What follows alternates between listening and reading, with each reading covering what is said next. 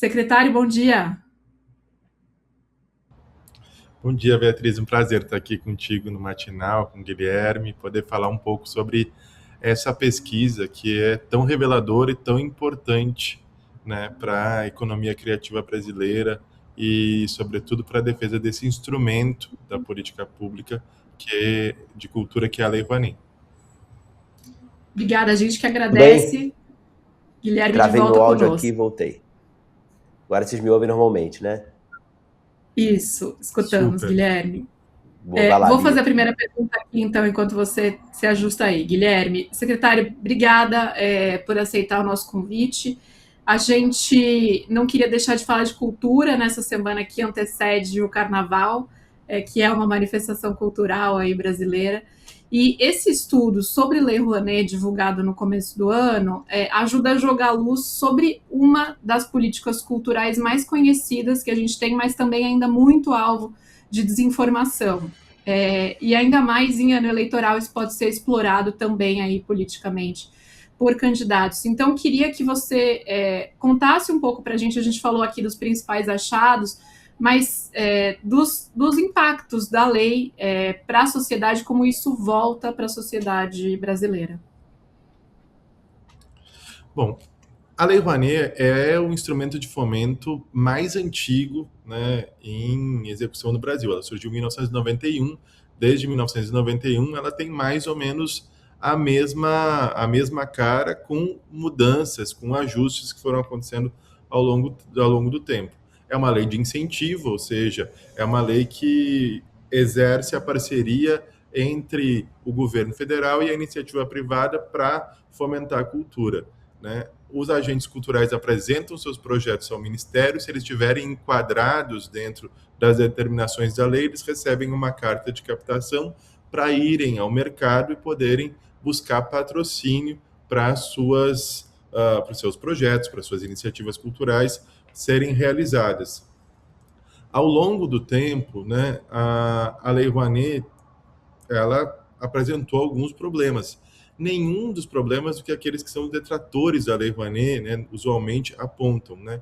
Mas problemas, por exemplo, de uma excessiva concentração nos grandes polos econômicos do país, né, que detinham grande parte dos investimentos, chegaram a ter mais de 75%. Então, em 2023, quando o Ministério foi retomado, nós buscamos realizar um trabalho diferente, uma aproximação direta entre o Ministério e os agentes econômicos, os patrocinadores, buscando sensibilizar para um investimento mais regionalizado. Isso garantiu que a gente tivesse, entre 2023 e agora, um recorde de investimentos. A gente tem o maior número de projetos em execução da história, o maior volume de recursos já investidos através da Lei Rouanet e a melhor distribuição territorial desses recursos também da história. Pra vocês terem ideia, a região norte e a região nordeste tiveram um aumento de mais de 400% nos investimentos através da Lei Rouanet. Mas a região sul e sudeste, que tradicionalmente são as regiões que mais investem, tiveram entre 125% e 150% de aumento. Então, todo mundo cresceu, né, nesse processo, mas foi um crescimento que foi equilibrando também os investimentos. Isso foi muito importante. Isso também só foi possível porque o governo também nos deu mais espaço de investimento para a Lei Rouanet nesse período. Então, nós queríamos demonstrar algo muito importante. Teve uma pesquisa de 2018. Essa pesquisa de 2018, ela analisou o impacto direto na economia da Lei Rouanet, e esse impacto direto dizia que era um investimento de um retorno de para cada R$ 1 para 1,6. Nós pedimos para a FGV refazer esse estudo e ampliar esse estudo dessa vez para buscar os impactos indiretos.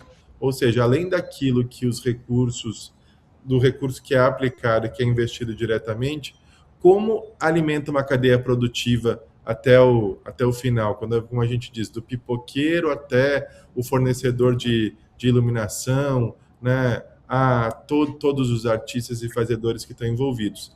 E ao colocar os impactos indiretos, aí esse impacto cresce significativamente. de 1,6 para 7,59 e gera esse resultado de 25 bilhões de movimentação na economia que você pontuou agora, demonstrando a força que tem a cultura. E com um detalhe muito importante, porque os detratores da lei usualmente falam o seguinte: é uma lei que vai para os grandes, alimentos grandes, tem um direcionamento. A pesquisa demonstra o seguinte: 95% dos pagamentos da Lei Rouanet são em valores menores do que R$ 1.000.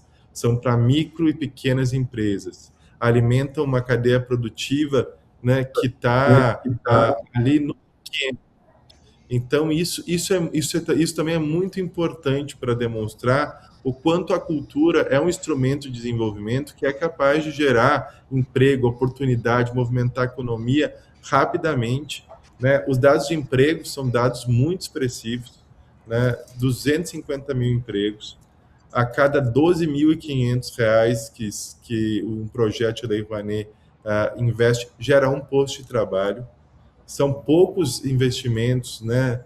Porque existe renúncia fiscal para tudo.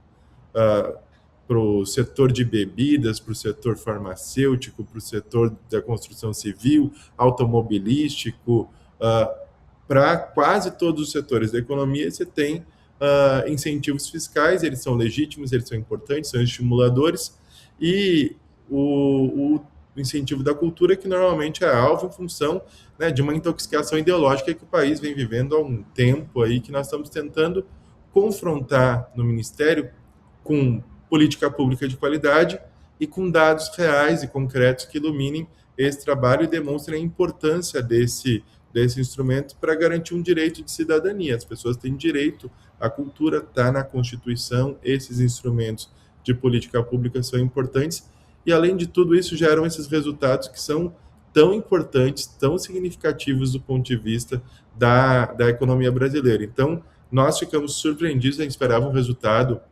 né, importante, maior do que o de 2018, pela amplitude do estudo, é o maior estudo de impacto econômico sobre Lei Rouanet já realizado na história, mas os resultados, né, ultrapassaram as nossas expectativas, demonstrando a força e também o acerto dessa movimentação que nós fizemos, né? Porque nós tivemos projetos especiais, dessa vez, por exemplo, Rouanet Favelas, que são projetos realizados na periferia por agentes de periferia, ou Rouanet Juventude, que abriu as portas da Lei Rouanet para os primeiros projetos para realizadores ainda muito jovens. Então, isso foi abrindo e democratizando, além dos investimentos regionalizados, abrindo e democratizando o instrumento para novos realizadores também participarem desse sistema, né? Então, a gente tem realizado um sistema que as reuniões, porque todo o projeto da Lei Rouanet,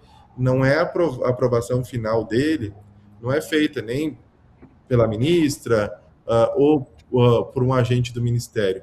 É feita por pela Comissão Nacional de Incentivo à Cultura, porque os participantes são eleitos por edital e são membros da sociedade civil, na sua maioria, com também alguma participação do governo. São eles que aprovam os projetos no final, o que garante também transparência e que a gente tem um filtro de que não há interferência política, que é uma vedação da lei no contexto da legislação.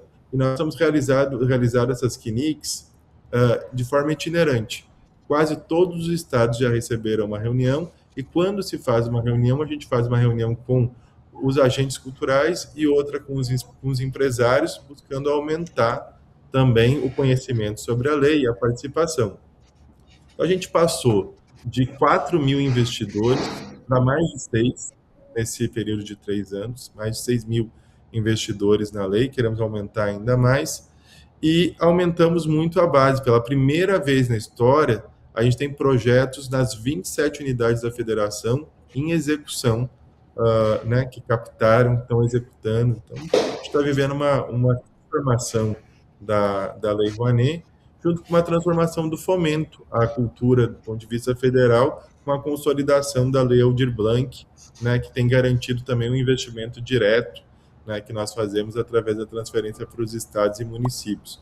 Então, a gente tem projetos médios e mais consolidados, né, no incentivo fiscal, projetos centrantes através da Lei Aldir Blanc, um ecossistema de financiamento da cultura bem mais ordenado.